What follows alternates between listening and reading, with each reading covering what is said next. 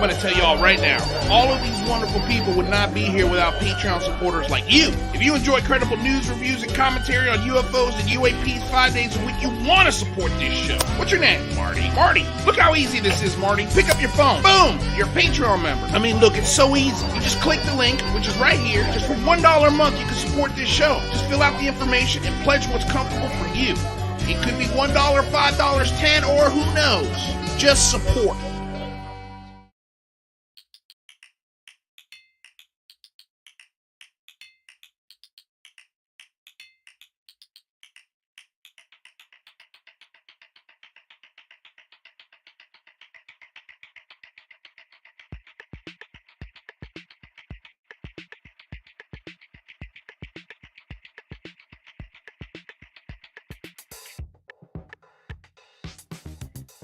Hello, good morning, good evening, good day, good afternoon, aloha. Welcome back to a very different episode of the Unidentified Celebrity Review. Today we're going to be reviewing, today's Star Wars Sunday. That's what I'm calling it. Just called it Star Wars Sunday. Here we are. So yeah, we're totally doing something outside the regular sort of show parameter. So if you're into Star Wars, if you want to hear about Obi-Wan, my opinion specifically, and my two other friends joining me today, you're in the right place. So let's do this. This is going to be totally different from all of our other shows. So all the sponsors, just want to say thank you to DOS Tapes and everybody who's joining us today, right? So far in the chat, welcome you guys. Share, like, subscribe. If you want to help out the show, we got a Patreon, all those links, everything's down below. So let's get started with the show. We've got two really cool guests today. The first is a gentleman I just met today, Mr. Jason Ward, who's over at MakingStarWars.net. He's our Star Wars expert. Met on Twitter, and I'm gonna call you the Star Wars expert. Is that okay? I'll take it. Okay, yeah, cool. Within reason. So yeah, within reason, right? Yeah, because there's always gonna be someone who knows or does more, but especially in the world of Star Wars. But yeah, it's good to have you here because we get to talk about Obi-Wan Kenobi, the series, and so I'm interested to talk to somebody who has a channel and is dedicated. Almost, can you dedicate your life to Star Wars? Pretty much, man. Yeah, that's pretty much what I do. Is I run a website called MakingStarWars.net, and we just cover any big Star Wars stories going on. And I got a lot of Star Wars scoops. Like spoilers, I have a ton of spoilers, but I always preface something, so you'll never click on something and it's like here's and then I start dropping spoilers in. You know. Well, that's a wonderful reminder. This is going to be a spoilers review. So we're going to talk about everything that's been shown so far in the first 3 episodes. And to help us do that, I also brought my other good friend. This is a very good friend of mine, Mr. Carlos Santos. Yeah. Actor and handsome man. Basically what I would look like if you cut me in half. What's up, man? How you doing? Doing great to be here, man. I'm super happy. Yeah, I'm glad. I knew the last time we talked. The last time I was here, we were talking about Mandalorian, weren't we? A little bit, yeah. Toward the end of the show. I mean, you've been on this now your 3rd time, and the first 2 times we leaned heavy on UFOs, and you helped me review some stuff. And we talked about, I think the first time you were on, we really got into your history. Yeah. And how you became an actor and all that stuff. So that was a cool episode. So if you want to learn more about Carlos, we've got 2 more episodes in the 300 plus show archive. So good luck. Just type in Carlos Santos. There's a search bar. Yeah, okay. Yeah. There's a search engine part. Okay. So wow, where do we start? Because this is new for me too. So where do we start, Carlito, with Star Wars? How did you feel about Kenobi so far? These first 3 episodes, and then we'll get, and then we'll go into each episode. Your face, I already know. Okay, what do you think? I want to be very diplomatic about right, because here's the thing too, right? And also, like Carlos and I are actors in LA, and we would kill for any one of these roles in this show, any one of them. So let's preface that to start. Like, we're going to do our best to not bash anything, but we are going to be critical of the show. So, try not to be mean, but at the same time, we just want good Star Wars, right? Yeah. Like, well, that's fair. First, I want to say shout out to Maricel Alvarez. She's a friend of mine. She was in the first episode. She was the mom with the little kid. So she's a good friend. So now I have 2 friends of mine from Do Puerto Rico. you know who she is? I heard that the She's theory is the mom of Kurt as a Nietzsche. What is it? Yeah. Her name is that, and But is she's that the confirmed? yeah. I actually got it confirmed. Okay, there you go. I actually have an article right now that's up there about who. I just saw her yesterday at La Leaf, and she was like, everybody, like the entire community, it just emails her every day to update her information. I was like, okay, so she is. So I heard about that. And Corin, is it Corin? Is it pronounced Corin? Corn Horn. Corn Horn. Yeah. And it's okay, like, so what's the significance of that character, Jason? Well, I'll be honest with you. I read those books like back in the 90s when I was like in high school, and they weren't very good. I didn't like them that much, but I was like, I needed Star Wars, so I read them all, and I don't think they hold up that well. So I'm not suggesting anybody go back and read them, but he's a beloved character because he's like the alternate Luke Skywalker. He's this like dude who's like grows up on Corellia. So he has like some like Han Solo tendencies. And then he becomes like a security officer, and then he becomes force sensitive, or discovers he becomes an X-Wing pilot with Luke. And then after Return of the Jedi, Luke trains him and makes him a Jedi Master. He's like one of the first Jedi Masters that Luke trains. And so it's like this whole trajectory for that character of things that are interesting.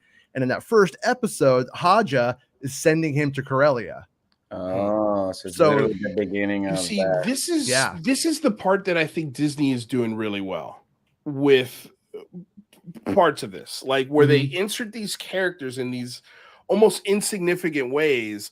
But for the fan base, they love it because they're like, "Oh my God, it's that guy with the thing with Luke, whatever, everything you just rewarding said." people that have read. And like it is cool that your friend is playing that guy's mom. Like that's cool. Tell her I said good job. She was great in it too. She was really good. Yeah. She might. I don't think that's the last we'll see. Maybe, I don't know. I don't think that's the last we'll see of them. But also that, and real quick, we had nothing to do. But the guy that played was it Jin, the prisoner. Ismael Cruz Cordova in The Mandalorian, where they're in that spaceship prison. Do you remember that episode? Oh yeah. The guy with the pink, with the alien looking dude. That guy's a friend of mine. So I'm like, and then Asif, we know Asif. He was Asif was in the show. Yeah, but so also it's lovely to watch all my friends just like be in Star Wars. Like it's just like, oh my God. Well, we also know through just a couple of degrees of separation Horatio Sands. That's true. Like so we could get to him if we really wanted to. And he was in the first episode of Mando. He was literally the first guy he takes in. So anyway, but getting back to Obi-Wan, so I guess I don't want to get a final score now, but I mean, what are you like? We're halfway through this show. We've only got 3 more episodes left. So I mean, how do you feel so far 3 episodes in? I feel like it feels like it hasn't started. Okay, that's fair. It's like if it was 6 episodes, it's a slow burn. You know what it feels like? It feels like what happens when you have like a 15 episode thing that you have to stretch out. In terms of like the pacing, I don't know. I feel like the last episode with I don't know. I felt like checking. I'm like, I gotta pay attention. Like it just felt like I wasn't as engaged as I've been with other. I don't know. I feel like The Mandalorian is the one. If I really think about it, Mandalorian has been the only season of like Star Wars television that I've been engaged, and I don't. I get sucked in the episode, and I'm like, this one, for some reason, I don't know what it is. It just feels like it drags a little bit. And I don't know if means that it's going to pick up in the last 3 or not, but it just... I feel like it drags a little bit because it drags a little bit. Okay. Like, yeah. But, okay, so Jason, I'm curious to know, what do you think halfway through so far of the show? So I'm actually of 2 minds here, okay? There's like a part of me that's like, I'm seeing Darth Vader, I'm seeing Obi-Wan Kenobi, I'm seeing guys or characters I've seen in film. And when I see them in the show, at times it's cinematic and I'm like all about it. And then it will all of a sudden become TV. When it becomes like TV feeling, and some people are calling that the fan film. I think that's like the fan film vibe. And when that happens, once I got over that and it's accepted that it doesn't look as good as the movies at times, I'm actually enjoying it as a Kenobi story and where it's at. And like, when he's like finally goes up against Darth Vader, and like this guy that I've seen like as this giant hero is running around kind of like a coward in a way. I mean, I understand it's Darth Vader and it's scary and his powers aren't there and stuff, but to me, it kind of hits me. Like, I'm like, man, that's that guy. Like, what happened to you, dude? Like, that's kind of like not the first time this happened. So I feel like a lot of fans are also like, again, we have a beloved character that's not, But also, I mean, I think it's without going into spoilers about the next 3 episodes, it's safe to say that that's not it. Like we know from the posters, like that's not it. Like that, Okay. There's more to come. So there's hope. Yeah. So what you're saying, there's a chance this could get better. Yeah. Well, because this was a movie. That's and that's what I think Carlos is maybe sensing, that where he was like what's happening, because what they've done is they basically, like, 2 episodes is like 1 act of a movie. Well, I feel like that's why they released the first 2 episodes together, because if you just gave half of that, you would have been like, what the bleep is going on? Like, I would have been pissed. And I think that's why they put the first 2, so that you could get a little bit of a feeling of like, yeah, I'm not crazy about this, but I'll keep going. Also, I feel like the John Wick of it all was exciting to me at the beginning, and it just kind of faded away. Do you know what I mean? Like, that's what I feel like this was the vibe. And that would have been really fun to maybe hew in that direction in terms of like the pacing. Yeah. Right. But I feel like it's obviously trying to accomplish so many things. It's very hard to zero in on it. But yeah, that was my initial reaction. It was like, oh, John Wick vibes. Like, he has to go back and get out of retirement. Well, I think right from the second scene, technically speaking, the first scene, the show opens up on the younglings in training at the Jedi Temple on Coruscant. Doors open and just stormtroopers start blasting. Jedi teacher slays them. They get through the hallway. She dies, and then it's just the kids on their own. And then it goes to 10 years later, and it opens on the Inquisitors landing on Tatooine. And this scene was a straight ripoff of Quentin Tarantino's Inglourious Bastards. The very first scene in that movie, where Hans Landa comes in and speaks 3 different languages and asks the farmer, do you know who I am? Oh, you've heard rumors. Please tell me about these rumors. And I'm watching this and I'm like, they're straight up ripping off Tarantino here. Not to say Tarantino also rips off from plenty of people, but if you're gonna, it feels like this show is trying to be 2 things and it needs to pick one. Either you're gonna cater to the adults with this, or you're gonna make it a kid's show. If you're gonna make it a kid's show, make it a cartoon and sell it to the kids. If you're gonna make it live action, I think it needs to be catered to the people who are paying the $17 a month for the Disney Plus, or however much it costs. Like, we were talking about this before you popped in the pre-lobby, Carlos. I want a dark Star Wars. I want an adult Star Wars, because like, it would have been so much cooler if that scene, I don't really mind that you rip it off, but if you're gonna rip it off, at least make it there be consequences. So, okay, you know who I am, you know why I'm here. Are there Jedi underneath the floorboards of your bar? Or are they, is it that busboy right there? And boom, you catch him and you kill him right there. Like I think that immediately sets the tone for these Inquisitors. But at the same time, they're almost like sheriffs of the galaxy. They're fair in a way where it's like, we're just here for the Jedi. We don't want to mess up your bar. We don't want to harass your patrons. We're here to do one thing and one thing only. And that's what I wanted out of these characters. And then we were introduced to the character I think everybody is having an issue with, and that's Riva, the Inquisitor, the 3rd sister, if I'm not mistaken. Yeah.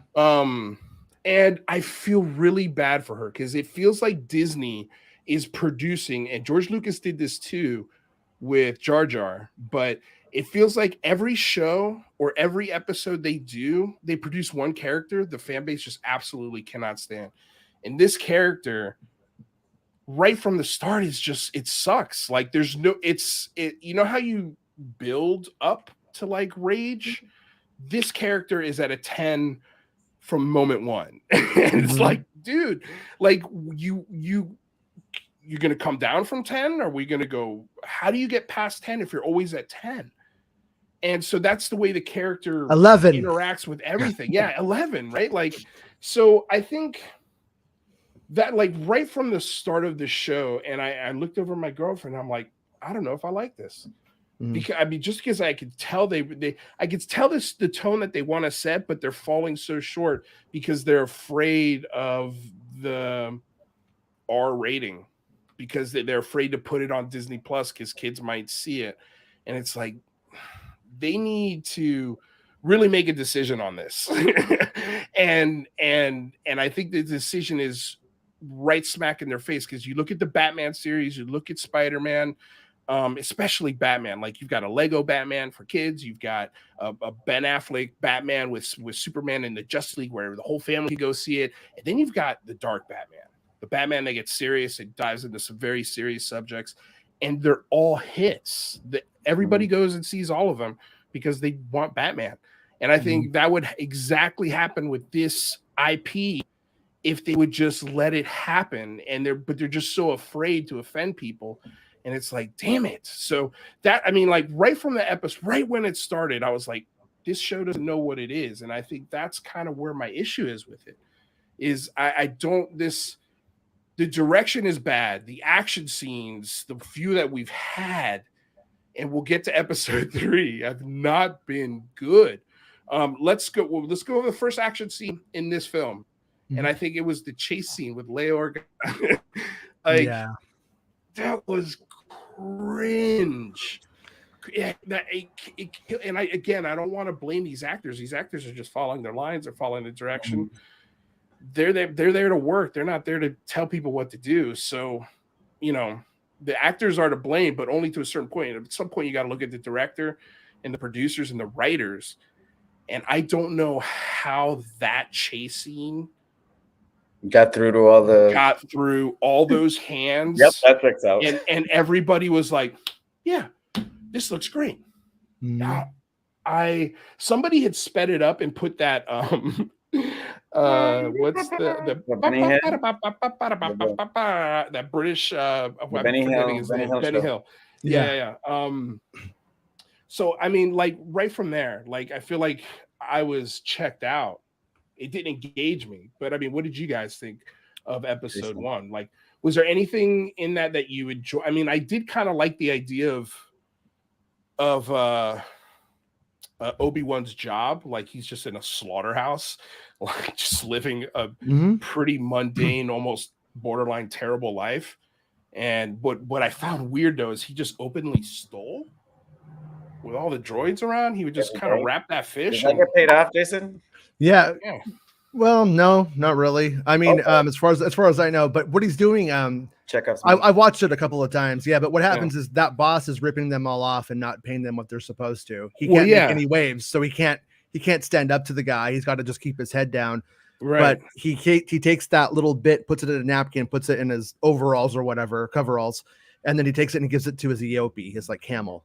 Right. And he feeds it, and so he's eating food that he makes on his own, and that's his Eope's food. So he just takes a little bit to feed his animal.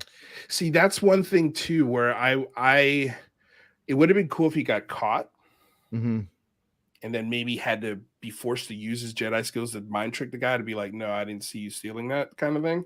That would have been cool. Would have just given a little tension. That's the point. Well, no, it's because he's been out of practice, right? He still has them, but he just doesn't use them because he doesn't want to give himself away. But like, I mean, it was just, damn it, dude. If you're gonna steal, don't be so open about it. That's all I'm saying. Like, if you're gonna make it a point in the show to be like that open, at some point I felt like they were just gonna address, okay, he's gonna definitely get caught. Like, I think Lou wants Riva to come over here and cut off Obi-Wan's hand for stealing. Like, I want some punishment for him. Like, it would have been cool to see him get a punishment and him have to restrain himself. You know, you know what I thought he was doing the first time I saw it? I thought he was stealing the food, and the man who's all, I have a family, and the guy's like, I don't care, get out of here. Is it gonna hit him? I thought he was gonna give the food to the guy for the family, but now he fed his dog. Here's the other part of that is that animal, what was it called? The Eopi. Eopi, it clearly is based off a camel, right? Yeah. Why is that thing eating meat? It's Star Wars. It's Star Wars. Yeah, no, I know it's Star Wars. That's where you draw the line. No, I have to say, is there vegetation? There's no vegetation on Tatooine. I don't know what you would eat. The first J.J. Abrams Star Trek, I enjoyed. A lot of people, Trekkies hate it. I enjoyed it just as a summer blockbuster movie. Me too. But the one part that bugged me, right, was when they put Kirk on the ice planet, right? Remember when Spock puts him on the ice planet? And then he gets greeted by this huge monster that's red. It's like, how does this species fit this climate? Yeah. You know what I mean? Like, if you're gonna make it a camel, make it a vegetarian, man. Like, are you saying like it would be a bad idea to put like a yellow, red, and like blue Vespa on the Tatooine? Is that kind of what the point you're making right now? Yes, because I kind of wonder if that. Hey, God, we're not even supposed to be talking. Like, we're not even supposed to be talking about Boba Fett. But let's touch on that for a second, because again, it's like another one of these things that doesn't feel like Star Wars. I feel like Disney has bought this IP and just sometimes like, oh, it's a space thing, put Star Wars on it. It's like, no, dude, that's not the way Star Wars works. It's got a very distinct formula to it. You can't just make scooters and they float, so therefore it's Star Wars. Like, no. Yeah, I feel colorful. It's too much color. It's like the most color I've ever seen in Tatooine. Ever. Yeah, you wouldn't see that in a Western. And that was the problem with it, is it was sort of genre breaking beyond just whatever our preferences for space fantasy are. Everything in that world is rusted except for these scooters. Like, dude, when you got robot hands, you just wash it all the time, I guess. But I just like, I mean, look, we're production people, right? Like, we feel like, but I always also feel like, from especially an actor's point of view, like, we always give too much credit to the heads. Like, we always think they're brilliant. Oh, they're making the right decision. They've got data and they're making, they know what they're doing. And this, like, putting those scooters in this, like, in that show, like, how did it get through that many executives and supposed Star Wars fan? Oh, I can tell you how. That's sort of Baby Yoda money. You gave us Baby Yoda money. We're not going to question anything you do. Everybody might want these Vespa speeders for all we know, because you knew about Baby Yoda. I think cosplay, bro. Oh man, maybe. I mean, I see what you're saying there, but like, I think if I would have seen that on a like a drawing board or script or even daily, like, and I would have seen those, I would have immediately called somebody and been like, hey, something's wrong here. Like, I don't know what they're doing over on the set, but these things, they do not fit. Yeah. And I'm curious to know, like, obviously we'll probably never know, but do you think there is like a group of people within Disney going, what are you doing? Not really. No, they're everybody's pretty, just like, yeah, we'll cash that check.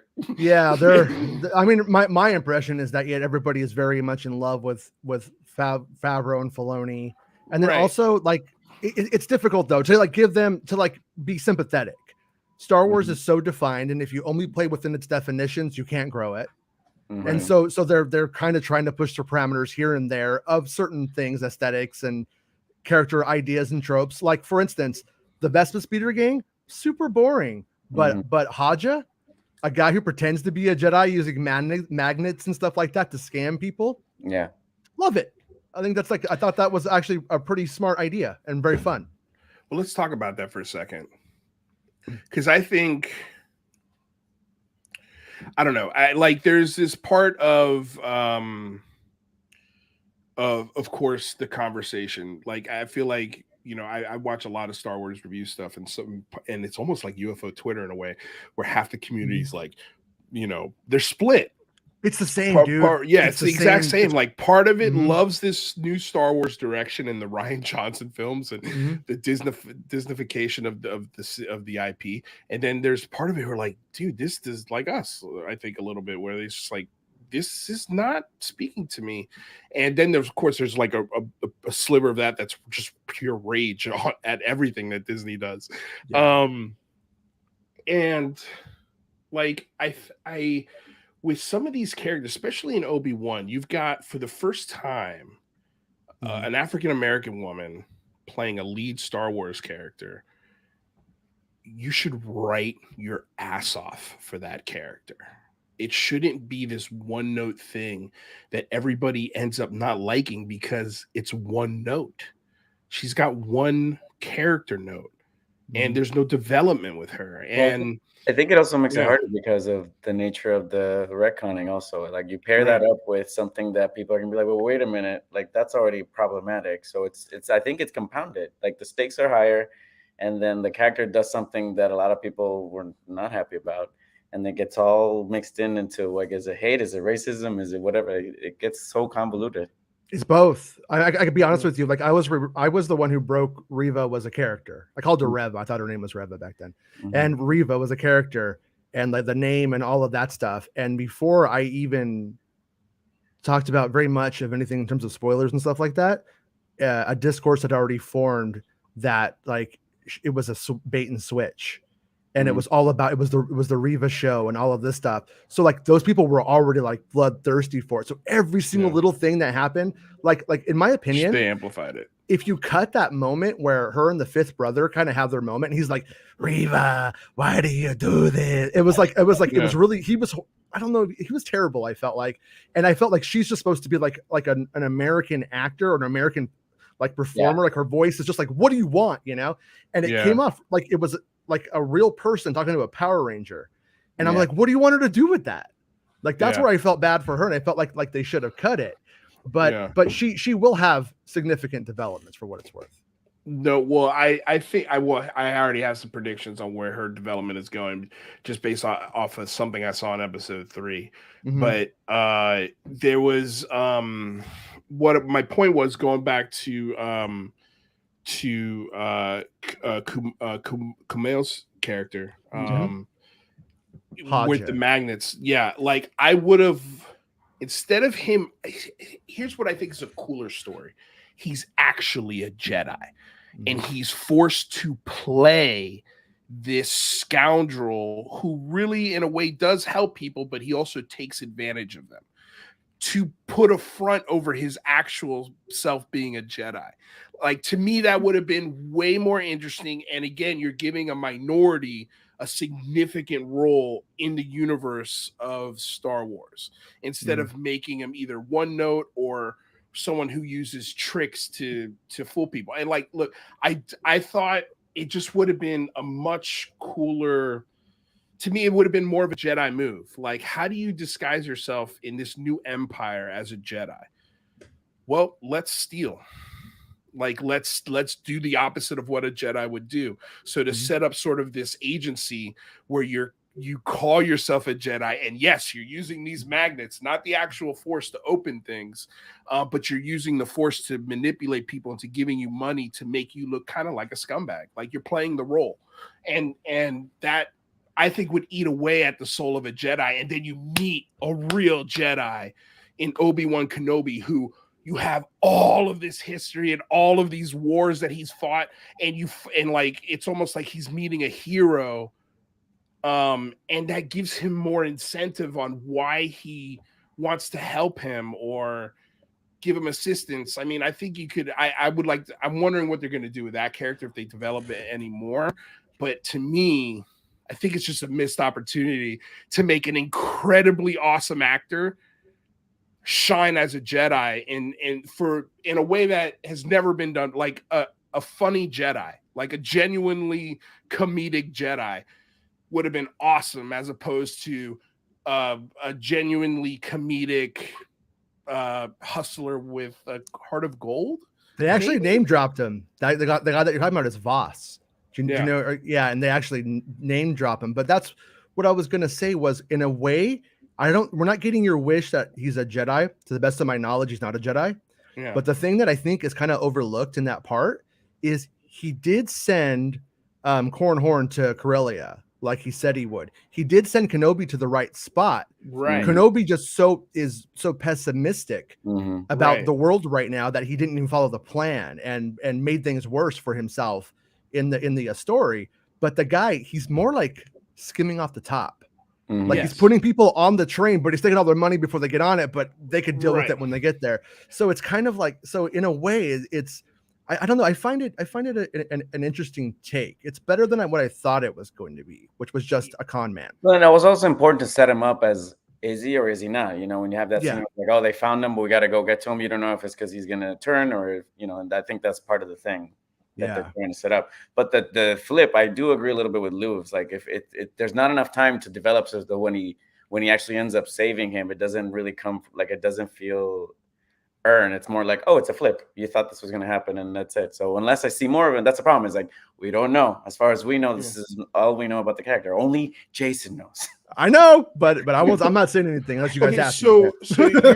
So you're saying Haja's character is actually somebody else in the universe? No, he's not. No, he's who he's supposed to be. But when they go into that like underground railroad kind of place and they're like looking at the names on the wall, Kenobi goes, Quinlan's been here. Yeah, Quinn. Yeah. And Quinlan Voss is this character that's in the he kind of has two characterizations in canon to some or actually kind of in canon. One of them is in the Clone Wars, and they modeled him after the dude from Big Lebowski. And so they have these episodes where it's uptight British guy with the Big Lebowski, and they don't get along, and it's actually kind of, it's for a cartoon, it was pretty good in Clone Wars for what it was. But then his other side of him is that he was this like super spy who would go undercover, and he ends up like having a kid and stuff like in the comic books because he has to, you know, do what he has to do while undercover and make some babies, and kind of goes down a dark path because he had to break the Jedi code during the Clone Wars while doing undercover work for the Jedi. But anyways, he's coming in, and or they're at least teasing that his character is alive during this time in a part of that underground railroad. And Voss is the kind of dude that would mind trick people out of dinner if he just didn't have it. Like that's kind of how he rolls. But he's also the Big Lebowski at the same time. It's sort of like finish. No, just that there's a great opportunity there if they cast somebody fantastic in that part and actually pick up on this concept and the Underground Railroad concept and move it further beyond the Kenobi story, I think. Well, I love the idea of like an underground railroad in Star Wars. Like that's cool. Like, and that means that there's a Harriet Tubman of that railroad, which could be this Haja character. But to me, like it's almost like I don't know if you guys have ever heard this, but the United States government put a secret bunker in a hotel, like and it's a 5-star popular hotel, and on the front everybody sees hotel. It does banquets, it does weddings, it has rooms, it does the whole hotel thing, and then right around the corner is a 4-foot concrete door or steel door that can house all of Congress and feed them for years. Like it's putting this huge secret out in the open. And so because it's out in the open, everybody looks at it and goes, it's not, there's nothing there. It's just a hotel. I think that's kind of what you could have done with Haja. It's like, you know, it does have this lore that he's a Jedi and he's helping people, but it would be cool if he was actually a Jedi. But when people tested him, they see magnets and they see all of this stuff. So they just think, oh, he's bullshitting people thinking that he's a Jedi, but really he's just some scumbag. When in actuality, he's actually a Jedi and he's actually helping people. I don't know. It just, I like that actor a lot. And I feel like I hope they bring him back. I hope they develop him, but God, that would be to me a cool reveal of this character if they ever did it. But one other thing, just getting back to Leia real quick.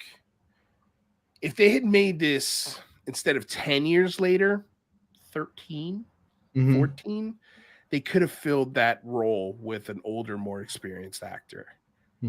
and I think it would have been way better, because I kind of see where they're going with this character development in Riva. Okay, but I don't want to skip episode 2. So let's, all right. Okay. So is there anything else about episode 1 you guys want to sort of mention? I think no, I think I think this is the thing. The first shocking thing was that chasing for me. Yeah. It was just, it was weak. It was so weak. Okay, so then in episode 2, we get the return. Well, we get Jimmy Smith back in episode 1. Bail Organa, right, is his name? Yes. And then in episode 2, he convinces Kenobi to go get her. And I don't know. I thought it was cool. Like the idea of how do we get Kenobi off this planet and make him have adventures, you know? And I thought, okay, this is actually kind of a cool idea. But I think, and you'll probably know, obviously, Jason, but like, I believe that Kenobi meeting Leia screws up a huge timeline in the lore, right? Like, she's not supposed to know Obi-Wan Kenobi. No, not. It's one of those things where if you really watch the scene, they our assumption and what they said was the intent of those scenes. Not really. Like when you look at what the message is, just Obi-Wan Kenobi, you served my father during the Clone Wars. Now I'm asking you during our most desperate hour, kind of thing. So there's absolutely nothing saying, and when there's nothing saying one way or the other, whether she knows him or doesn't explicitly. And when Luke and Han run in on the Death Star to save her, she's like, I'm with Ben Kenobi. She's like, where is he? And so you could infer just as much either way. So as a fan, we can make it work for us or against us, depending on if we want to be negative or positive about it. I'm okay. We like it. Yeah. I'm okay with it because I feel like it gives her a reason to leave that message on R2-D2. Yeah. You know, so for me, I'm like, okay, like this is, I'm okay with this. I'm not okay with Flea's character and how they chased her in the woods and how they got her. Like, it's just like, come on, dude. And I also thought it was funny, just real quick in episode 1, that they're like, they need her to come do her princess duties, and part of it is like waving at people, and she's in a vehicle that has tinted glass, nobody can see her, and she's waving. Like, I think she's kind of right. She don't need to be there. Like, she could be doing a billion other things other than that. But anyway, but okay, so episode 2, he gets off the planet, he goes to sort of this what was the name of this other planet? That was it? Daiyu. And he goes to a spice den on Daiyu. And that felt like, obviously, like that Harrison Blade Runner. It was a Blade Runner world. Yeah, very cyberpunk, Hong Kong. Very cyberpunk. Hong Kong meets Reno, kind of space. Just no rain. So in this episode, I'm trying to remember the order of it. And sort of like what I enjoyed. Hold on a second, let me pull this up. But I mean, is there anything that sticks out to you guys in episode 2 for this while I'm kind of trying to go over my notes here? For season 2? Or episode 2. Episode 2. So you know, he goes to the planet. Riva's plan is revealed, how she sort of, which I thought was kind of cool, like, oh, her plans work and Darth Vader's totally on board. Like, we get introduced to him at the very, very end, or is that episode 3? It's at the very end of this episode. We get him in the tank waking up because there's been a disturbance in the force. Right. Because so that's one thing where I'm kind of not okay. How does Obi-Wan not know that Darth Vader's still alive? I mean, he's been terrorizing the galaxy for 10 years, killing Jedi. He's in hiding because Darth Vader is hunting all the Jedi. How is he not heard in 10 years that this guy's still alive?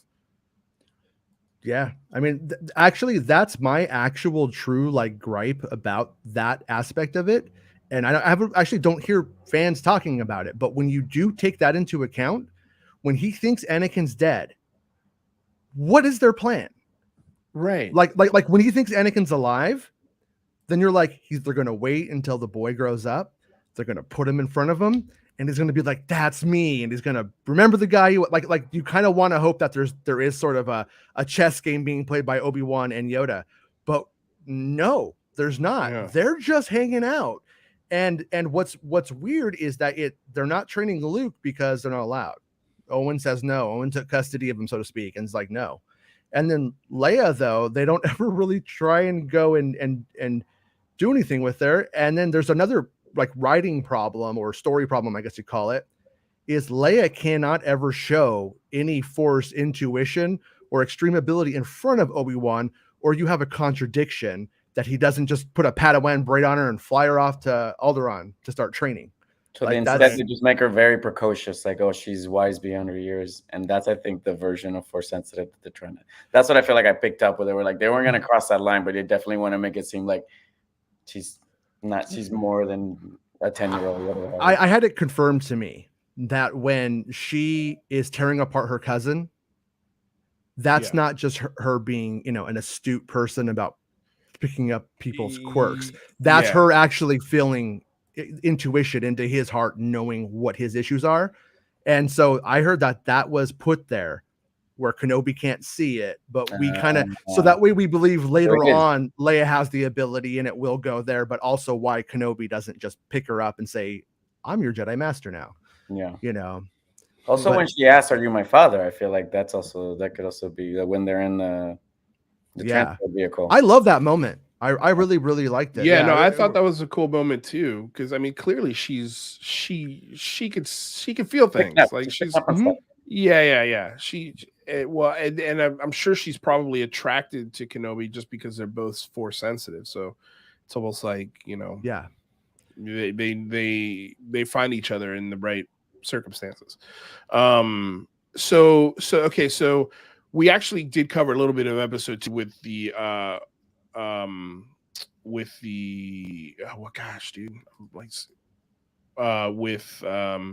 Haja's character. I'm trying to remember all these people's names. These are all new characters for me. I think once again the main problem with the second episode was that pacing of that whole chase scene just took so through the long. city. Yeah, and it felt like they just kept cutting back and forth. That was really mostly. I think when it comes down to it, it's my first impression of what I said earlier. I think the pacing also just took me out of the story, because it was like running, chasing Leia, and cut to parkour, and then cut to the thing, and cut. It was like it was like parkour action. No, don't touch that. What are you doing? Parkour action. Oh wait, no, we're supposed to be doing this. Yeah. Parkour action. Oh, come on, Leia, would you just come over here? And it's just like, Jesus, dude. And then we get a chase, and then they chase her again through the town, and she's going under things, and it's like, dude, this kid is 10. How are we just not picking them up? And also, like, I don't know, like, I know these are like space planets and they're like supposed to be dingy places, but like, if you're assaulting a child, is nobody like, hey, what are you doing, buddy? like, I mean, to be fair, the Spy Stealer was like, I was somebody's daughter once too, and so there is kind of a thing where maybe we can make it work for us, that's where that's where I'm like, if this was a movie, I could see what that rooftop chase was supposed to be. I knew about the rooftop chase before it came out. And so I was seeing it in my head like it was a movie. And then when I saw it as a series, I had to be like, okay, so this is television. That was like a really good TV episode. That wasn't a Star Wars movie. Right. And that's where it gets happening. A lot of us have, I think we have to pick up the slack in our own brains about the story. It's like a lot of that stuff is like, oh, I can see where they're going. Let me just fix it in my brain so that it. Well, you could, but I mean, I think you guys are right. Like, it feels jumbly because it was probably a movie first and then became a TV show, and they're probably doing reshoots to film it as a TV show. And so that's why it's so jumpy between these scenes. To come out before Solo, right? That was they I know it was on the docket, right, Ben? The Obi-Wan movie was on the docket after Solo. Like, it was there. They were producing Kenobi, a Star Wars story, right? And that was in like 2018. They were like starting to get it going. They took the movie, turned that into 6 episodes of a TV show where they pretty much just spliced it apart, from what I understand, into 6 parts, like 2 episodes per act, and then that wasn't very good. So then they brought in Joby Harold, who took everything that they had done, and I guess he gets like, I think it says he wrote the teleplay is what they say. And it's like, and so they put everything together. He put it all together, and it does sound like his ideas were better than what we could have got had it been a movie, ironically. Is that screenplay out there somewhere? Does anybody know? I would love to read it. I'd love to hear everything about it, but yeah, you should start a side company that just makes like the Duel of the Fates or whatever, like every other screenplay. Yeah. The other versions, the B-side. I read the second draft of that one. The first one leaked, and I read the second draft. Yeah, and it didn't get better though. That was the funny thing. It was the draft I read was worse than the draft that leaked. The first draft. Interesting. Wow. Yeah. So then we get this parkour chase scene, and then they make it into the ship and get away from Riva literally as she's getting there, which is like, man, that was a lot of running to not catch them. And then boom, episode 3. So let's just get to episode 3. Well, then that's what I was saying before that. The Inquisitor gets killed, which I think rubbed a lot of people the wrong way. I think we should definitely. He's not dead. Wait. He's not. Oh, okay. Yeah. Is that? Did that happen in episode 2 or episode 3? Episode 2. Episode 2. Okay. All right. So yeah. So she kills the Inquisitor. Mm-hmm. And I'm tired. Look, I think they did the same thing with what's the blue face guy in Boba Fett at the end. Cad Bane. Yeah, like I think he's still alive too. Oh, he's totally still alive. Cobb Vanth. Yeah. Give him a post credits. You know why? Still alive. Yeah, that makes sense. But I mean, like, I'm tired of these lightsabers going through people and they're not dead. Like, I love Darth Maul as a character, but that guy should be dead. He should never have come back. He was sliced in half. He fell down a pit. There's no way in hell. I don't care how force positive he is. I'm sorry. I'm sorry. Darth Maul should not be, but he is. Okay, I'll take that one. But like now we're like so Han Solo probably still alive. According to this, well, episode 9 was like, we'll just bring him back to talk to his kid anyway. We won't tell you how that happened. We'll just do it. they will do it, man. They did it. It's like, if you're gonna kill somebody, kill somebody. Like, make it a finality to it. But yeah, I thought, because I've seen this character in Rebels, right? And, which is like a few years after this one, right? So that's why we know he's alive. The character's cool, and I felt like we didn't get to see any of him at all. Like, we didn't get to see how smart he was. We saw how patient he was with his sister, and the fact that he kind of got killed. We'll see, probably not. He looks like he's coming back injured. Even though he got a lightsaber through his gut. See, how he didn't see it coming. Like, it feels like they didn't pay any respect to this guy at all. He's supposed to be Hans Landa of the Empire. He's essentially Darth Vader's do boy, and he's going around checking towns looking for Obi-Wan to give him to Darth Vader, and he's just no respect to this guy. He's the leader of this clan. I mean, from second one, this guy has commanded zero power over his own, band of cowboys. And what are we calling them? Banditos? They're Inquisitors. I mean, I know they're Inquisitors, but I mean, it just feels like, I don't know if everybody knows what I'm talking about when I say that, but his band of Inquisitors, like, he didn't even have control of them. Like, there was no respect for that character. He didn't seem scary at all.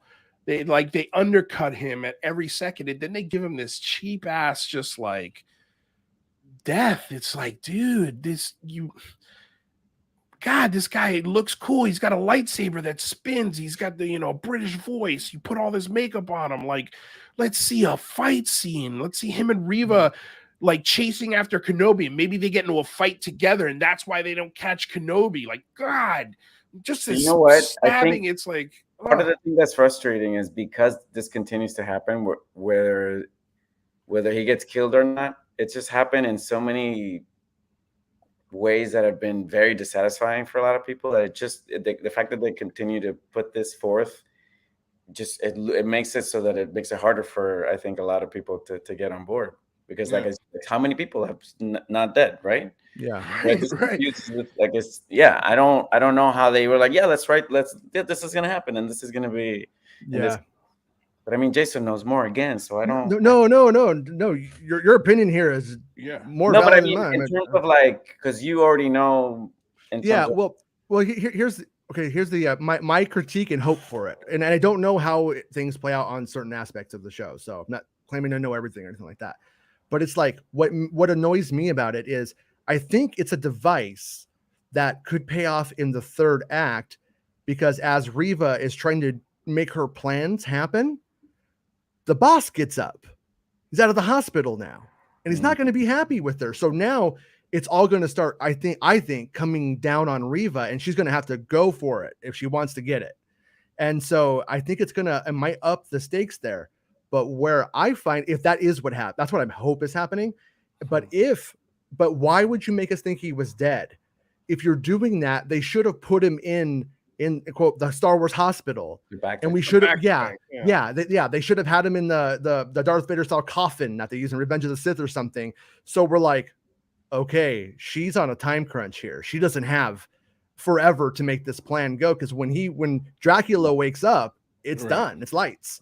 Yeah. So and that's what I think they're going for. And that was just that one moment where it's like the fake out death, because we know it's not a death because he's in Rebels, and it's years later, and they've even confirmed it's the same guy. No, that's the same guy. That's also why it's like confusing, because a lot of people, like, it just draws the wrong kind of attention. If you in watching something, you're like, wait, is this canon? Is this breaking canon? Like, you shouldn't be having to think about canon when you're watching something. And I think it's been happening so much that I think it's the window of tolerance is getting smaller and smaller and smaller for a lot of these plot points. I think that's what I meant in terms. And that's why Mando works so well, right? Because usually you're not dealing with anything that you're too concerned about. You're like, oh, this is all new stuff. These are all new people. Well, I'm not questioning canon. Mando really nicely branches off of the timeline while still paying respect to the timeline, but doesn't have to really mess with that timeline to make it successful. Like, the thing that I think is cool about Mando is that they're old Westerns. You tune in every week. It's a new planet, new thing, new person who needs rescuing. And then we go on to the next planet. And sometimes you get crossovers from other people. And I think that's why the formula works so well with that show. Whereas these other two shows that they've introduced, they're trying so hard with the canon and putting in this character. Like, I didn't need to see Jabba the Hutts and giving them rancors. Like, it just feels forced. But like, yeah, I had a theory. Remember we talked about this theory about why with Boba Fett, and Jason, maybe you can, because I feel like because of the fallout of the Gina Carano thing, I think they were on track to do something very specific, and that got altered, which is why I think my theory is that that's why we ended up rushing into Boba Fett as opposed to Mandalorian season 3 and onto like the Rangers of the New Republic. So I wonder if that makes any sense to you, because I always thought, and I told Lou about it, remember we talked about it, I think that's why since then it's been like, I think the Mandalorian and that journey was going like positive, and then it just kind of, I think it kind of failed, and I think it might have to do with that. That's my theory. Yeah, what I had heard was that Rangers of the New Republic was supposed to star Timothy Olyphant as the main character, and then he was going to have his like kind of sidekicks of the week kind of thing going on, where because he was going to become a sheriff of the Republic, and he was going to have to back up other sheriffs in other places. So Gina Carano definitely would have had an episode, but it's been like misreported and turned into a bigger story as if she was the main character, and that just wasn't accurate. Okay. So it really wasn't that big of a deal. But what ended up happening was that with that misreporting of that story, now if they make Rangers of the New Republic, it's political. And when she's not in it, it's going to be politicized, and no one's going to watch it. So they're supposedly reworking the show, and they assimilated some of the plot points into other things, like maybe Ahsoka. But it was like it in Book of Boba Fett, that part with Timothy Olyphant at the end where he's not dead, and so that right there is supposed to pick up with him being like becoming like RoboCop, literally RoboCop. Wow. Get it? You're saying that Boba Fett was always the plan. Oh man. Boba Fett book of Boba Fett was always going to come in between seasons 2 and 3 of Mandalorian.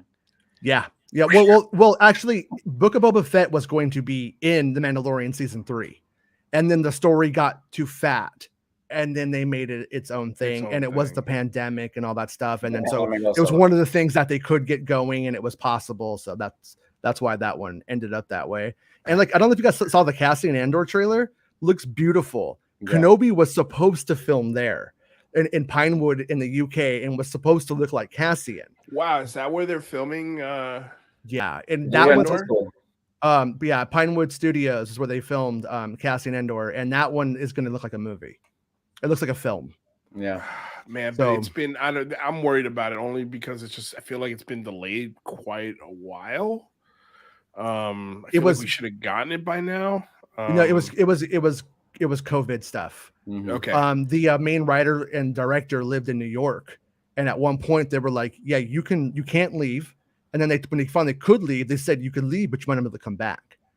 And then his family supposed to take his family out to the UK for maybe years, so he couldn't do it. So the director had to like step down and be the showrunner from New York. But anyways, and it's supposed to be really good though. Okay. And but that's my big problem with Kenobi is the fact that we have it's all in the volume. Yeah. And then we have these little tiny sets that they did, like little makeshift sets out into instead of actually dedicating real space and time and money to the show. It feels rushed. It definitely feels like a TV show. There's no doubt about that. And that's what I think Book of Boba Fett and this new show, that's the feel. They feel like TV shows, whereas and what's funny is, and I think the reason why it's better is because I do believe Favreau and Dave Filoni are really hands-on with Mandalorian, and so that's why they get away with shooting those three shows in the same space. And why Mando sticks out more is because the people working on it really have an eye for detail on this. Whereas I don't know if I can't remember the name of the director for Obi-Wan, but she's Deborah Chow. I'm not impressed with what she's doing with the Star Wars but she directed Mando stuff, and it was fantastic too. You know what I mean? That's where it's like, I feel like that's under supervision though, and under like a very controlled formula with a showrunner, which is Favreau. Correct. What you're saying. Yeah. Yes. And I mean that, being Filoni and Favreau, who live, eat, breathe Star Wars. They bleed Star Wars. And I just doesn't feel like the people making these last two shows bleed Star Wars. But going back to episode 3, I just let's talk about the Darth Vader scene. Because I feel it was like this was the whole point of this show, was to have a lightsaber duel between these two characters. And I gotta say, I loved the introduction of Darth Vader on that planet when he lands and he's snapping kids' necks just to see if he can get a reaction from Obi-Wan, who he knows is there. That's how you should have opened the show. like to me, that's what the Inquisitors should have been when they landed. But only with the Jedi, whereas Darth Vader is like, I don't care who I have to tear through to get to Obi-Wan, I will do so. And then you get to this fight scene, and I have a feeling there's got to be at least one more coming. So I'll save final judgment until we get all 6 episodes. Yeah, the 3 in the post. There's just no way this could be the only lightsaber duel. But this one was weak, and it wasn't weak because Obi-Wan wasn't up to the task. That this is supposed to be a hard fight for Obi. It's supposed to be an ass kicking for Obi-Wan Kenobi. So from that aspect, I'm good with that. But the way that action was directed was piss poor. Like, I loved dragging him through the fire, putting him through the torture, throwing him, putting out the fire, and then we light the fire again, and then all of a sudden all those things go away. You can't pull him through the fire again. You can't jump over the fire. Vader likes his meat medium at best. He doesn't like it well done, so he was like, nope. I mean, no. I like the idea of it's Vader is like a cat playing with a mouse that he knows he's gonna kill, and he's just literally toying with it. That's what I felt like the fight should have been, and it fell so flat. Well, we should have felt the consequence, or like the stakes of it all, and it just felt like my vision when I think of the fight, I just think of Ben going, ugh. Like that's my yeah, and then running behind boxes. Yeah. Why? What's going like? It And just it felt. I think it deflates the whole thing of like the reverence of like they're meeting again. Clearly, this is about Ben not being at the top. You know, it's like a power shift, higher groundish situation. You know, like it's all been there in all our minds, and then suddenly. I mean, I do agree he should have been dragged and all that stuff because that's the whole point. But it just didn't feel. Yeah, I feel like the air was just let out. Yeah, because he was playing hide and go seek with Darth Vader. And it just didn't feel like, dude, oh my God, you've got lightsabers and I'm imagining myself if I've got the task for this scene, right? Like any scene where lightsabers come out and these two characters are in it, I would have the best fight choreographers on the planet choreographing that fight and make sure that the cinematographers are able to capture either the ass kicking or the awesome duel or whatever fight scene you're gonna film. Like, I mean, dude, They Live fight scene was better than this. Oh, that one's rad. What do you? Nothing is better than They Live. I'm just saying, like from a production, like what they had at their fingertips, to film a good fight scene. Yeah. Like They Live fight scene should not be better than a brand new 2022 Obi-Wan Kenobi Darth Vader. Okay. This might make you feel better. I'm not promising. Lay it on me. I'm not promising anything. Okay, but real quick before you promise me here. Here's what I did notice about this. Okay. When Vader lands and he snaps that kid's neck, they cut to Riva, and she didn't like it. That was the one moment I saw her go, oh, Jesus Christ. Like, even that was too much for her. So when they end this episode, and again, spoilers if you haven't heard so far, but when they end this episode and she catches Leia, my biggest fear right now is that her character arc is going to be Leia using her unknowing force to change the heart and the mind of this Inquisitor to then help her on the mission. That happens. Oh, I'm gonna be so upset. I'm gonna be so angry. We're not gonna talk about it because it hasn't happened. I think that's what hasn't happened yet. So no reason to get angry yet, but I think that's kind of where I noticed that, and that's sort of my prediction on the character arc of Riva, because it's the only place this character can go. Because for 3 straight episodes, we've established she's not nice and she's a mean person and she cuts hands off and she will kill anything and anyone to get Obi-Wan Kenobi to Darth Vader, her master. But the second you snap a kid's neck, that's where she twitches. So, and then you end the episode with her catching a kid. Worried, but please, Jason, ease my mind.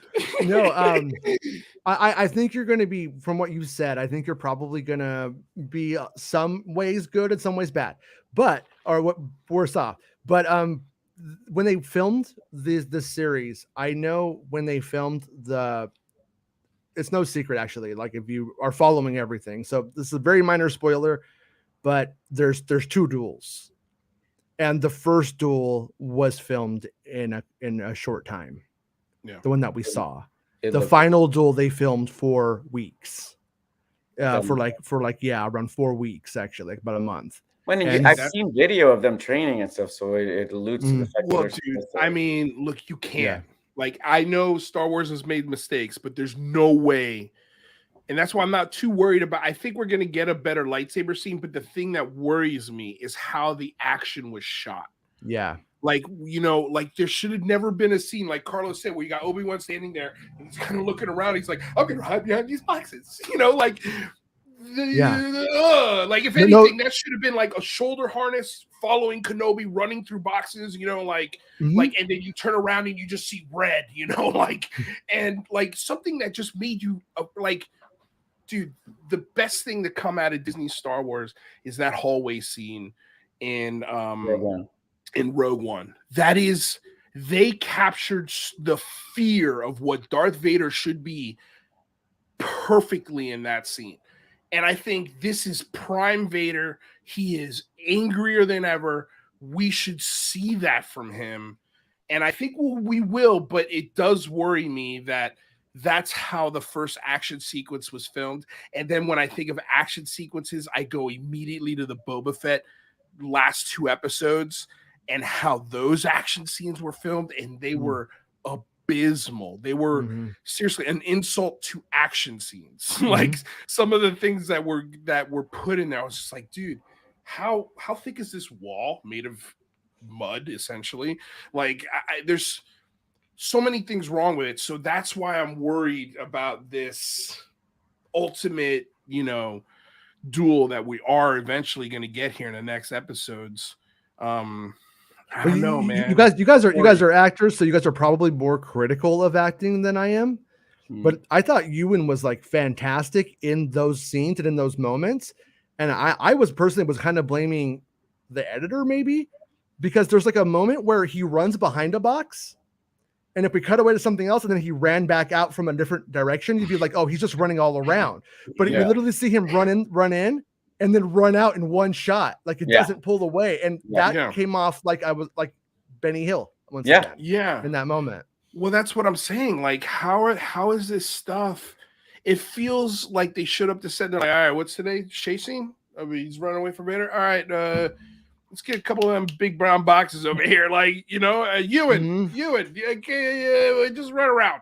Like that's what it felt like. And like from an acting perspective, I think Ewan's doing the character exactly the way it should be done. There's nothing more he can do with it. Just like there's nothing more I think the actress that's playing Riva can do with her character. And that's what I'm saying. Like, this is not an acting thing, except for maybe when it comes to, I think she's just too young to play the part. That's my opinion. I think you could have gotten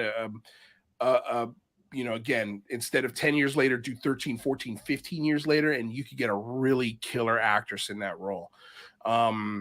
And that adds levity to it, as opposed to this kind of, it's not working for you. Huh? It's just not working for me. It feels like they're putting a lot of responsibility on her. Like a lot of responsibility. It's just like, dude, that forest chase scene, I wanted to shut it off.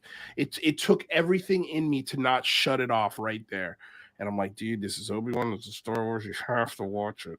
And so I gritted my teeth and I just kept watching. But yeah, like, I don't know why they made that casting choice.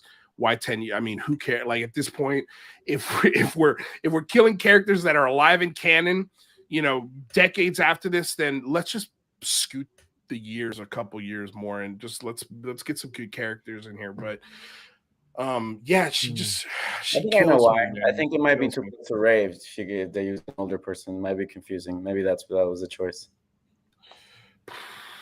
Well, they want to tell more stories from this. They want this to establish the dark times. Clear. And so in a way, when you look at the speed that Star Wars is made, by the time they get to making the next part, this 9-year-old will be 12 to 13 years old. Yeah. And she, I think like, honestly, I feel bad for Jake Lloyd from Phantom Menace. I think he was just like thrown in the deep end and was just told say the lines, and he did it. Right. And like, well, it's the same thing but she's not Jake Lloyd though. That's what I'm trying to say is, compared to Jake Lloyd, she's like ready to go play Abraham Lincoln. You're that hard on her? Yeah, I don't buy it. I don't buy her at all. I think there was only one, like you said, the scene on the train where she's still and she's acting. Like it almost felt like that train scene was probably the scene she auditioned with. Mm-hmm. Like, to me, like, that was, to get a real good feel of this character. But when she's running around and she's like being the tough kid, or like, I'm just like, I don't know, man. She's just like, she just doesn't do it for me. And that's not to say, like, I think, Stranger Things, when those kids in the first season, I thought they were great. They were so good. They were cast perfectly, and they were young. So it's got nothing to do with age, but I don't know. I just that's what they're doing next. They're doing Star Wars Stranger Things. You know about that? Skeleton Crew? No. Are Yeah. they? That scares me. It's Star Wars Stranger four Things.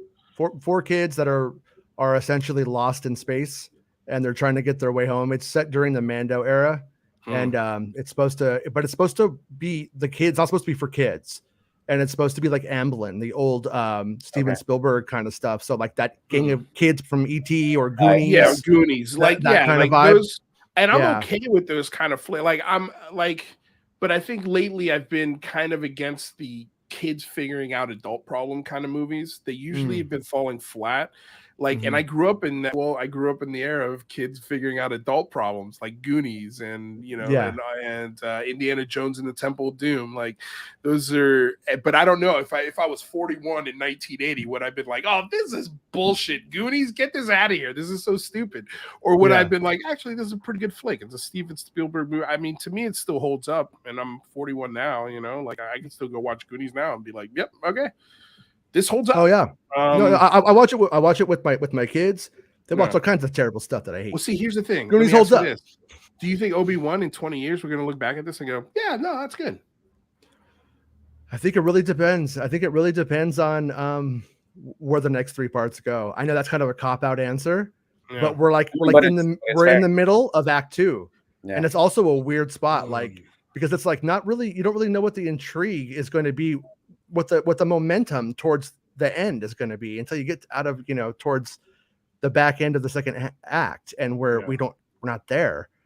And but yeah, it's hard. It's hard when it's serious. It's not serious like Mando, because I think the expectations are higher because you're like following the story and it just stops, and then you gotta wait, but you still expect it to have episodes that you were in TV are expected to have a middle, some kind of like resolution per episode, and it doesn't feel like that. And I think that's why it's also more dissatisfying. I feel like it's more pressure to have that. They should have dropped it all at once. That's what I think. I feel like it almost feels like this Disney Star Wars is midstream and they're about to change horses. It feels like it started with Kathleen Kennedy and J.J. Abrams, and it feels like Dave Filoni and Favreau and Kevin Feige are trying to take it out of those hands. Almost feels like there's 2 ways that this franchise is trying to go, and I don't even know if they're trying to take it out of their hands, but I feel like they're producing better shit, which makes all the other stuff that the other people are producing look bad. Like Mando makes everything else looks bad because now people are comparing everything new that comes out to that Mandalorian series. If it does not have that feel, if it does not have that pacing, if it doesn't have that Star Wars aesthetic, I'm out. I'm not watching. And I feel like these last 2 shows don't hit that aesthetic. And I feel like the last 2 films don't hit that aesthetic. I tried watching Bad Batch and a couple of the other new shows, and I'm like, this just isn't for me. It's a little too kiddie for me. And so what do you think? And I'm also curious, like for both of you guys, like I think you can completely stop everything Star Wars right now. Not scrap, but keep it there. Obviously, it's not going anywhere. Everything you've done so far, just keep it as is and say, you know what? We're going back to the start. We're going to tell Star Wars from the beginning, the right way, in order, the way it's supposed to be with new actors, but same thing. Like essentially a redux. Doing the entire saga over again. And I know you guys are like, no. Why not? We've done it with Spider-Man. We've done it with Spider-Man. We've done it with Batman. We've done it. What's 7? 7, episode 7. They pretty much did a reboot. That was kind of what that was. Yeah, but then episode 8 and 9 were absolute lost. Just. I'm sorry. Like to me, I don't even count those as Star Wars movies. I never thought I would go back to the prequels and go, God, I'm longing for those days after these movies. Like, and I don't know if in 20 more years I'm going to go, man, I'm logging for those J.J. Abrams, Rian Johnson versions. I don't think I'm going to do that with these flicks. I think you can start over. The IP is that valuable. If you could do it with all these other IPs, why not? Why not? Like, why not I would take a chance and say, you know what, we're gonna do episode 1 through 9 all over again with a new Luke, a new Vader, a new this, a new that. Keep the same formula, everything is the same as far as the technology and all that, and just redo it from the start. With Solo, and it was such a I think they're never like they're too scared to even consider that. That's ambitious. It's ambitious. It is ambitious, I will say. It would have to be like so bad. They're like the only other recourse. I mean, we're almost there, dude. Like, if you put out a Star Wars movie tomorrow, it's not drawing what it did in 77 or in 83 with Empire Strikes Back. Like, it's just not. It's not doing those numbers. At the same time, whether for better or worse, Book of Boba was one of the biggest shows they ever had on Disney Plus, and now it's Kenobi. Wow. So the show is performing in terms of numbers. Obviously, numbers don't equate to quality all the time. But see, like that, because I'm hearing different. Because I'm hearing that they're drowning in debt. Like, the stock of Disney is going down because they're destroying their IPs. The only thing that's keeping them afloat is Marvel, essentially. Yeah, like, well, with Star Feige, Wars, that's isn't why Feige has so much power. But they've dumped. Not only did they give Lucas that initial contract, but now you've got Star Wars land. You've got all these movies you produce. You've got all these toys that aren't selling. Like, that's the whole IP of Star Wars is toys. How do we sell toys? How do we sell toys? That is the IP. And I don't know if, I mean, maybe I'm wrong. You probably do you guys have kids by any chance? No, I don't know. So I have 2 kids, and the weird thing about today is, when we were kids, it was like all action figures, and we loved playing with our Star Wars toys. Kids don't play with toys anymore. All the money, all the money I spend on toys goes to Fortnite skins. Right. It's weird, man. It's a completely different thing. Yeah. So I don't know what Star Wars does like about that side of things. But to go back to what you were kind of talking about earlier with like Kathleen Kennedy and the people, Favreau. The creators and Favreau and Filoni and stuff like that. The thing about Kennedy is, her and her husband, Frank Marshall, they Marshall made movies with Orson Welles. They come out of the but they're like really big on like the auteur theory. Like, the director and the writer should take it and make it. And she actually like gives them a bunch of leeway until they F it up. And then that's when she will fire you and she'll pull you off the movie and bring in Ron Howard. Yeah. Right. Or if she says get more coverage because we don't know if we want to make Solo a blaxploitation film. And then you don't do the coverage, then they bring in Ron Howard. So like it's really weird. The story about her is, I think, massively told incorrectly and like misunderstood, because she doesn't talk. She just like lets it stand. She doesn't deal with. She's barely ever even seen. She just kind of like goes away and makes the movies or whatever. But from what I understand, like that's where Favreau and Filoni are actually like prospering, because Kennedy's the one who gave them the stuff and let them do what they wanted to do with those toys. Right. But I understand that power that she's giving. She did give those keys to Filoni and Favreau. But the thing with Filoni and Favreau is that they genuinely, they know more about Star, especially Filoni. Like when I listen to Filoni talk about the prequels and why they're named the way they are, and what may have actually was supposed to happen but didn't end up happening. Why the name of the song is called "Duel of the Fates," and that lightsaber. Why that lightsaber fight is so important to the galaxy. What happens with this kid? And I'm like, Jesus Christ, Filoni is the one. He should be, in my opinion, in charge of all of it, soup to nuts. But she gave them the power to do that. But the problem is that I don't feel she gives that power also to people like J.J. Abrams didn't like Star Wars. He wasn't a Star Wars guy. He never has been. Why did you give him the keys to? And in retrospect, you could see, well, he was the most popular director at the time. He was making this and he was doing that. And so like, I can understand her thought process, but I give him more credit than that, man. I just don't know why she's not going back and going, okay, we fucked this up. Like, we got to fix this, especially after Rian Johnson's. Like, that was a mess. And then, with I would have liked to have seen Han Solo as blaxploitation film. Like, I think that would have been way better. Yeah. Or, I mean, I was telling Carlos when Solo came out, and I think we went and saw it together. I was like, dude, why didn't they make Solo like Smokey and the Bandit? Like, it should have been Smokey and the Bandit in space. Like, he's trying to get a truckload of beer from this place to this place, but it's not beer. It's, you know, crystals or whatever. I don't know. Yeah. Name any Star Wars thing that Jabba the Hutt needs, you know? And then he's got to make this run, and part of the run is the 12 parsecs, you know, the Kessel run, you know, and he does it. And, you know, like having like interactions with the guy trying to catch him and the Millennium Falcon and playing pranks on him, and like it could have been so much better. And I think I don't know, man, like I think pulling those guys off of the film, I think it was a mistake, but we'll never know. I think you're right. No, I definitely think you're right.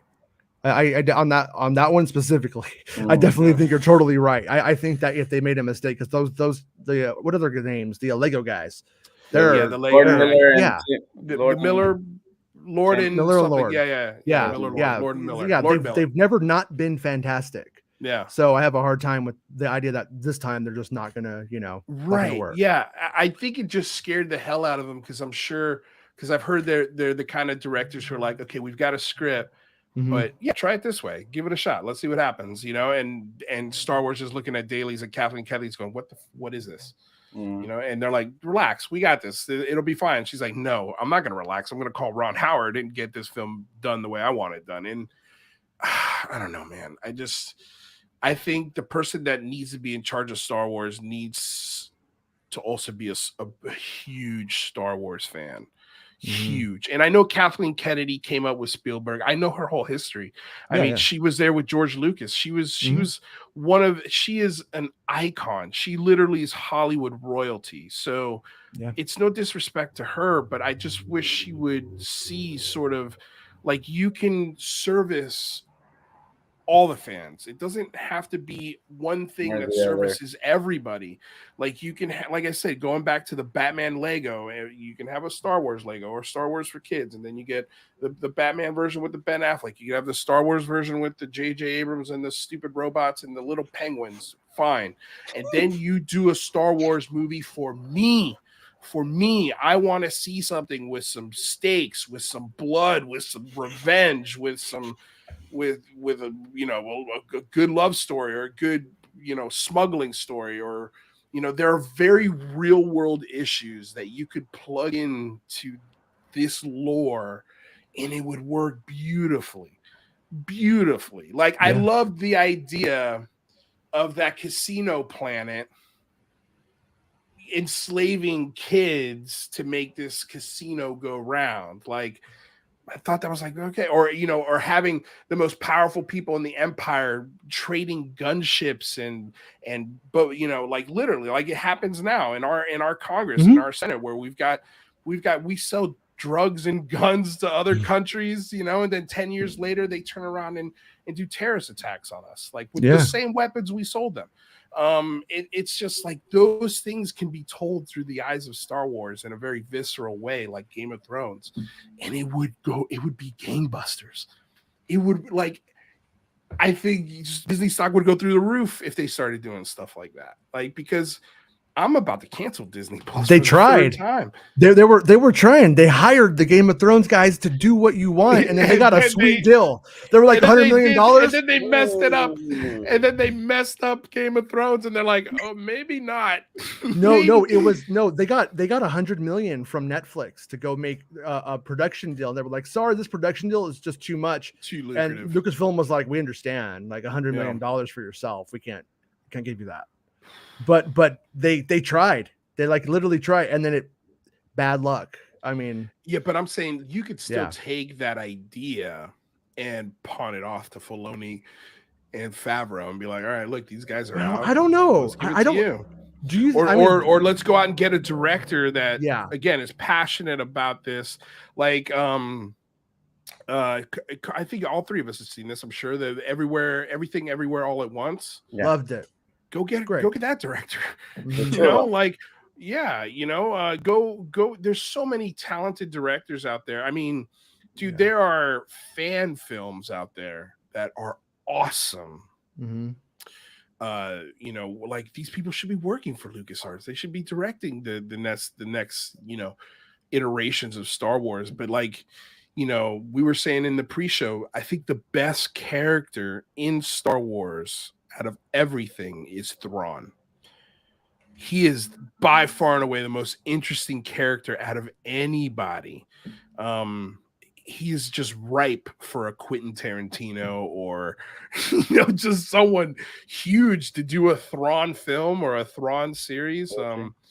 And it could be dark, it could be violent, and I think adults would eat it up. Like, you know, when you look at the popularity of Game of Thrones and this whole new world and IP, you know, of course the book was there and people knew about the book, one of the most best-selling books on the planet, but then you get the TV show and then it goes to a whole nother level.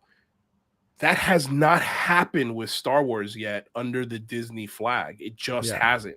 We've gotten close, I think, with Mando. And you say that Obi-Wan, I think all that is just people being like, oh my God, I've been waiting for this show forever. And they're buying the subscription. But I think if they get through 6 episodes and it's the same as the first 3, I don't know if you're going to have the same eyeballs come season 2. And, you know, like, I think they green light a season 2 of Boba. And I don't know if that. Yeah, it was never. It was one of those things where they were going to do a season 2 if they were super happy. They weren't happy with it though. Is what from my understanding is they weren't happy with it. Yeah, and which is wild because you guys released it. Like, why did you not see this in a screening? They paid for it. Time out. Yeah, let's read it. Like, time out. We need to redo. We need reshoots. These scooters have got to go. Like, but Kenobi already got a second season confirmed. Yeah, it's not confirmed, but I've had people in Disney tell me that it's a go and it's going to happen. The thing about Kenobi is in the first episode, you got a guy dealing with depression and post-traumatic stress. I mean, he kind of has it all 3, but it's sort of what's kind of obscured right now is the story is more like Rocky than not. Yeah, and the uplifting parts of those kind of things are when people get their mojo back. Right. And we're kind of like it's really almost kind there. It's just a big downer at this point. Yeah. So so if they successfully pace out getting the mojo parts a Jedi montage, a Jedi training montage. Yes. I mean, because Jedi montage. And some of it's obvious. Like some of it's like obvious. Like they're like, there's Jedi on Jabim. Take him. He's injured. He's been burned badly. We know he doesn't walk around like Jason Voorhees in the episode 4. Right. So it's very clear what's going to happen when he gets there. Yeah, he's got to go heal and then train. They're gonna heal him. He's gonna himself. Yeah. He's gonna see all these kids that are like alive. He's gonna like everything I thought was dead is not. The world I was living in was my world, not the world. Yeah. And I think and I know that, right? Like, I think as Star Wars fans, we know that's coming. But what worries me is how you filmed the setup for that part.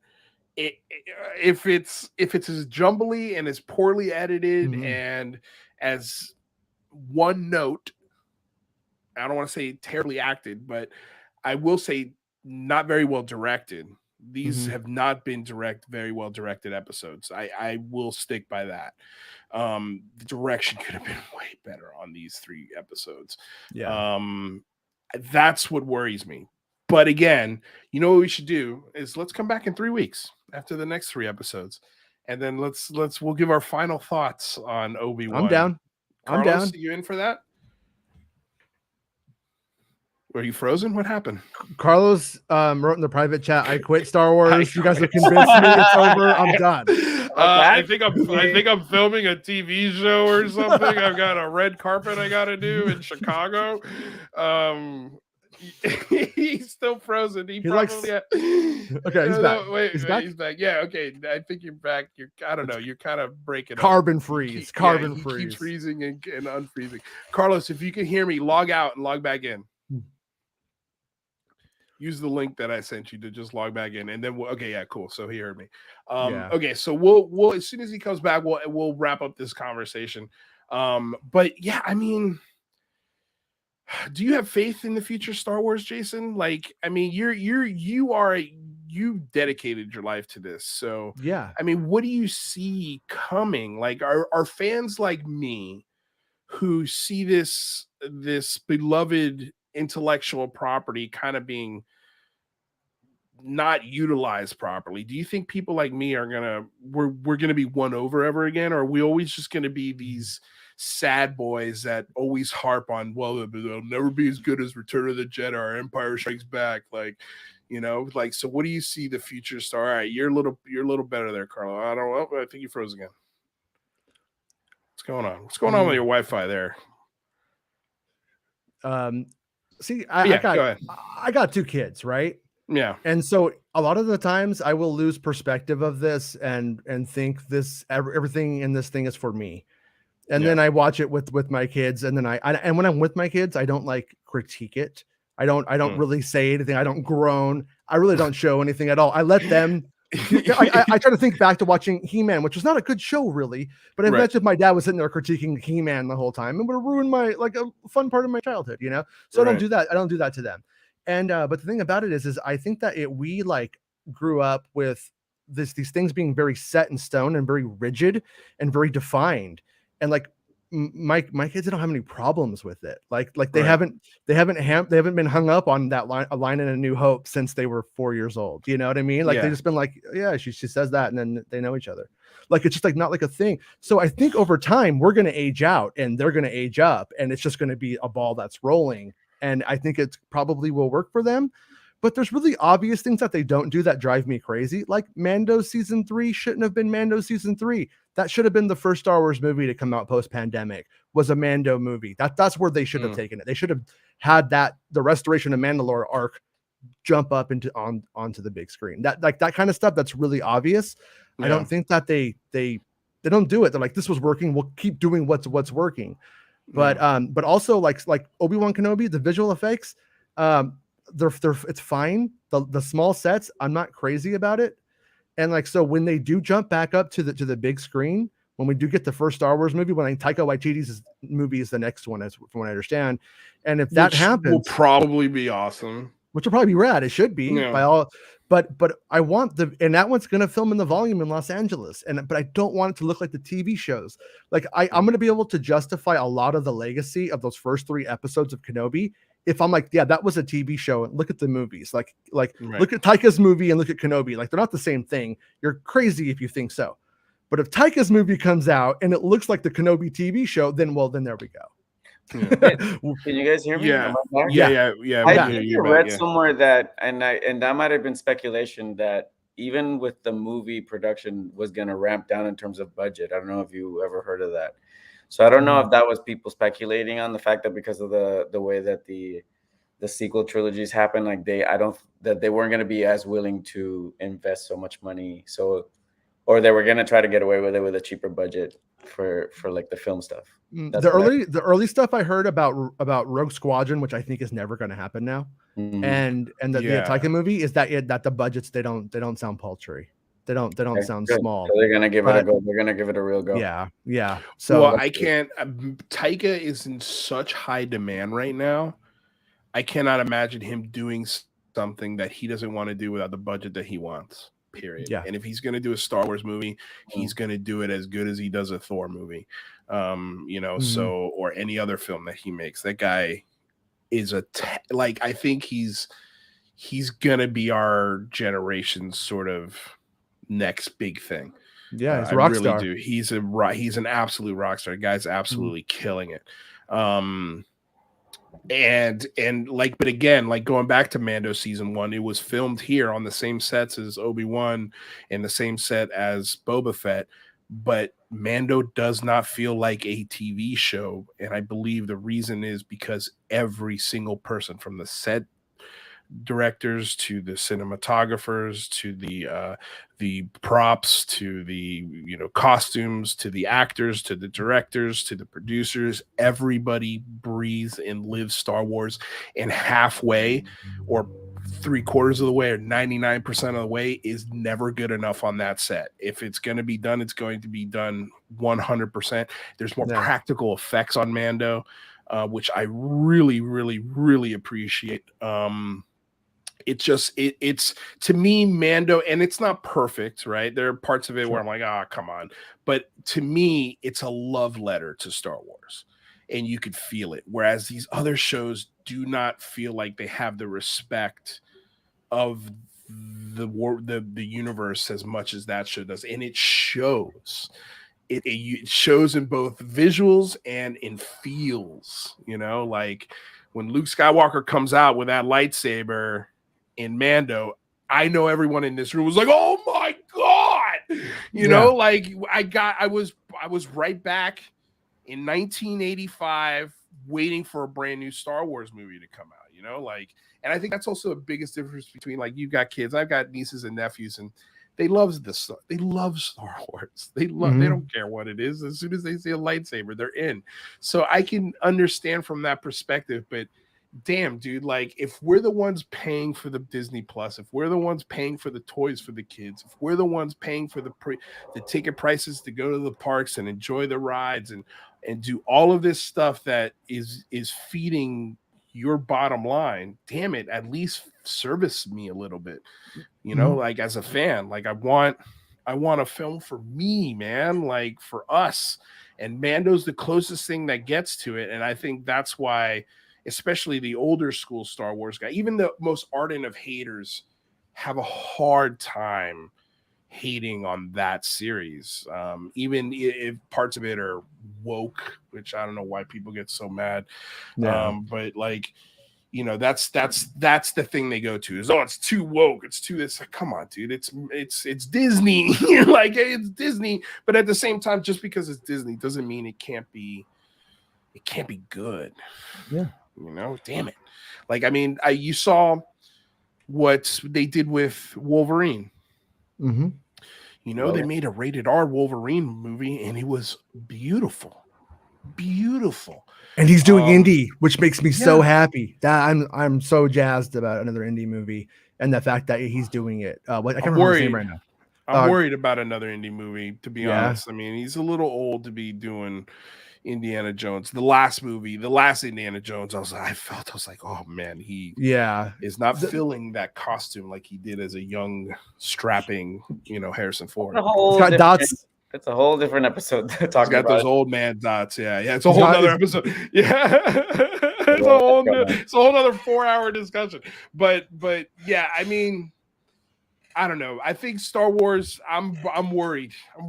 But I'll always have hope, I guess, because that's the whole point of the series, right? But I think we should get together again once the season. Then I'll set a date. Well, once we figure out whenever the credits roll and when you guys are free, maybe Sprague's in the house. Maybe we can invite Sprague too. Come by. We'll talk about it in 3 weeks. And yeah, we'll have more discussions like this. And trust me, I'll be reviewing other shows, other movies, you guys. So this will be something I'll do. It's not going to be a set time or a date or anything or length. Just when I do it, I'll do it. So make sure you ring the bell if you are enjoying this. We'll be doing more stuff like this, along with the normal content that we do here. So I was actually thinking, I'll tell you guys after I let these guys get out of here. But anyway, so I don't know. Do we want to do score on the first 3 episodes of Obi-Wan, or we want to wait till the end? Let's wait till the end. Wait till the end. Yeah, okay. I think that's fair. I am loving it, by the way. Just like Ryan, I am actually loving it. I'm critical of what I think there is to be critical of, just to be like fair. It's like it's a difference between hating on something and just expecting more from it. And I think that's where the line is. I think we all want this to be good. Well, I think that's us on. It's the same thing with UFOs, man. If you set your expectations really high, chances are it's not going to meet those expectations. So you might as well lower them. So that way it's easier to exceed those. Because if you're disappointed in UFO information, or if you're disappointed in like this, it's my fault that I don't like Obi-Wan Kenobi, or it's bothering me as much as it is because I set the expectation way too high. Too high. But god damn it, it's Obi-Wan Kenobi. It should be a high expectation and it should be met. God damn it. And it's not been met in the first 3 episodes. Meet it, Disney. Meet it, for God's sakes. So what you're saying is episode 6 of Kenobi is going to be like disclosure, full disclosure, and it's going to happen. No, I hope so. I hope so. I hope so. But anyway, gentlemen, this was awesome. This is a really fun conversation. Thank you for entertaining it. What happened to your lights, Jason? They went out. Yeah. They went out. I don't know what happened. I just noticed that. Yeah, well, they went out. And I didn't want to hit them on again. This is what happens when my goodness. Yeah. Me and my 7-year-old daughter, we made my little sound set here, and there it is. Love it. We did it. I love it. It looks cool. Yeah. Almost looks like a Stranger Things kind of thing. Well, dude, thank you for stopping by. Thank you for being our Star Wars. It's so nice to lean on you. So nice. Like, and you should also come watch a movie with us whenever one comes out, so we can all talk shit for 4 hours. That would be fun. All right, dude. Well, do you have anything coming up on your channel? I review every episode the night that it comes out. So if any of you stay up to watch it, check out the show right after, and then I do another show the next morning where I watch it again when I get up, and then I go, was what I thought last night the same? Yeah, I kind of offer my final verdict on the episode. Oh, that's cool. I think it. Well, opinion. Guys, I have Jason's link in the description below. I've also got Carlos's link in the description below. Carlos, what are you working on? You're working on a show right now with Mike Schur and Shea Serrano. It's a comedy for Amazon. Mike Schur, The Office. Yes, Mike Schur from Parks and Rec, The Office. Nice. Brooklyn Nine-Nine. Guys, don't. I saw, you know what? I saw a picture of you with your shirt off on your Instagram, and I said to myself, "Oh, he's going to be a Marvel hero." Well, listen, it's just he's going for a Marvel. I've named the foundation just in case. Just in case. Listen, Disney. I'm not too far from it. If I hire Carlos Santos, even though our opinions of Star Wars are probably not aligned. But we swear we're good employees. Comes from love. It comes from love. Great. And if I was given the role of Riva and told to play it that way, God damn it, I would have acted the exact same way. I would have done the exact same thing. So there's that. But anyway, all right, you guys, I appreciate you coming by. Carlos, I love you. Say have a safe trip out there, all right, man? And when are you coming back? End of July. I think we should be done. End of July. All right, cool. So we'll hopefully be doing shows in August. Yeah. All right. I hope you guys enjoy the rest. I hope the rest works for you guys. Well, we're gonna come back and talk about it. So yeah. I have hopes. Yeah. All right. Well, I'll let you guys go. You guys can check out as you wish. Again, thanks for doing this. This was a lot of fun. All right. Bye, everybody. All right. Bye, Ryan. Want to talk to you, Ryan? I'm serious. Yeah, Ryan. Let's do it. Hook him up. Let's do it. Message Ryan on Twitter. He's super easy to get in touch with. I've talked to him. Great guy. I need to message him again and say, come back and talk Kenobi with us. Okay. All right. Yeah, bye, everyone. All right, dude. Thanks, Jason. All right, you guys. That was it. Our first episode ever of anything outside of UFOs. So I hope you enjoyed it. We'll be doing the last 3 episodes of Kenobi with Jason and Carlos. They'll be coming back. So ring the bell so that way when we do it, you guys are notified about it. We'll probably do this on the weekends, keep it low key, super chill. I have a supercut of Rich Giordano and Steve Cambion arguing, which I think is hilarious. If you guys want me to do a little sort of breakdown of that hilarious thing, let me know in the comments of this video, and maybe I'll do that later tonight or next weekend. I don't know. We'll see. Let me know if you guys want to see that. Other than that, thank you all so much for stopping by, hanging out. Truly appreciate everyone who stopped by and talked Star Wars with us. I want to say thank you to Das Tapes, Carlos, and Jason. And that's it, you guys. If you want to support the show, we got a Patreon down below. Check out the link. Link is in the description. Great way to support the show. And if you can't, don't sweat it. All of my episodes are free. There's no paywall here. So enjoy at your leisure. Until Thursday, which we have Carl Vibe coming in. We're going to be talking about the mystery at Magic Mesa. And we're going to be showing you guys some really cool video of this. So stop on by on Thursday. It's going to be a cool conversation. Also, Rather is at the SCU conference right now. So we'll have updates on what happened at the conference and all that stuff. So check back Thursday, you guys. Until then, I love you all. Stay safe out there. Peace.